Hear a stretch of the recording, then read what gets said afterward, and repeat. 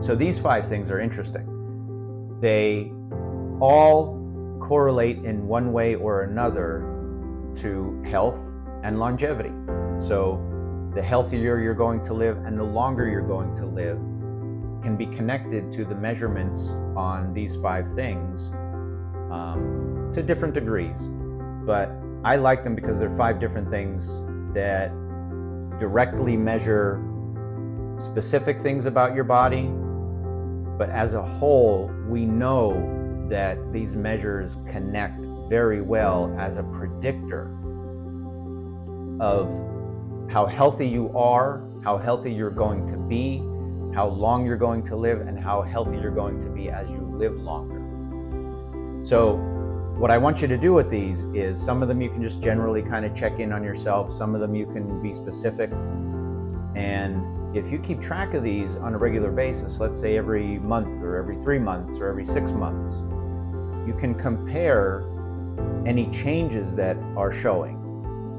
If changes on the bad side, meaning your measurements got worse, if you're seeing those over a 1 or a 3 or a 6 month period of time, you have to implement something to improve, because they're demonstrating to you that certain areas of your life and your health and your longevity and your health span are likely to be following suit, meaning they're going in the wrong direction for someone who wants to be very active and remain mobile. Okay. The second measure that we want to talk about is your speed of walking. The slower you walk, the more likely you are to have poor mobility, strength, cardiac issues, bone density issues. The faster you walk, the more likely you are to have less of those issues. And the more likely you are to have a good health span and a longer life as you keep that pace up. Okay, so how do we measure it? Simply measure 20 feet.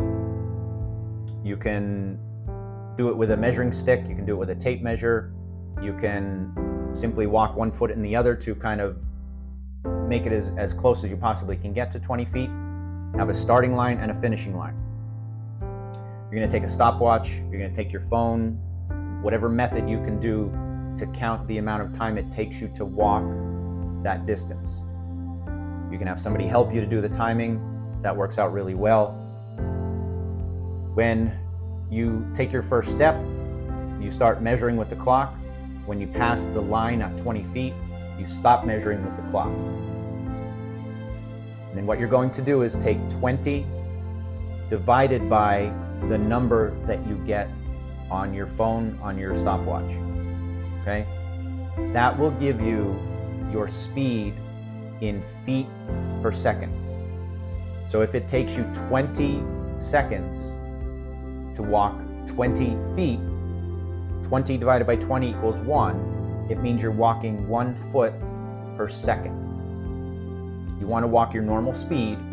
You don't want to rush it or walk too slowly, because you want to have an accurate representation of what your everyday normal walking looks like and how fast it is. Now, there are norms here, normal numbers that across testing have shown to be sort of averages, good averages. 3.3 to 4.9 feet per second is sort of an average for older adults. If you can walk faster than 4.9 feet per second, that's better. That's more indicative that your health and your mobility and your longevity are in a good hands, a good position. If you are walking slower than 3.3 feet per second, if it's considerably much less than that, your risk of falling is higher, your strength is going to be obviously lower, your ability to do the things you want to do is going to be less likely to occur.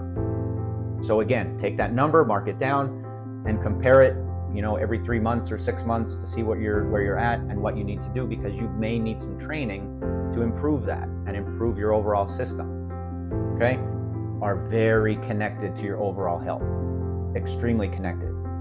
The better somebody moves, the healthier they are. The better somebody moves, the healthier they are. The better somebody moves, the less likely they are to need medicine. The better somebody moves, the less likely they are to going to the hospital. The better somebody moves, the less likely they are to need pain medications or injections or anything like that.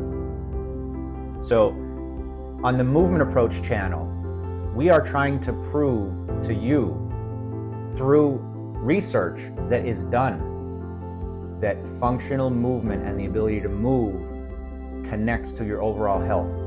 And your overall healthy and well-being will allow you to live longer and live happier and a more fruitful life doing the things that you want to and need to do as you get older. And the bottom line and the foundation is exercise.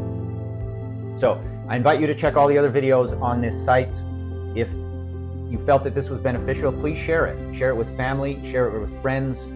Education for people that you love is extremely important so that they know things like this going forward to help them live a better life.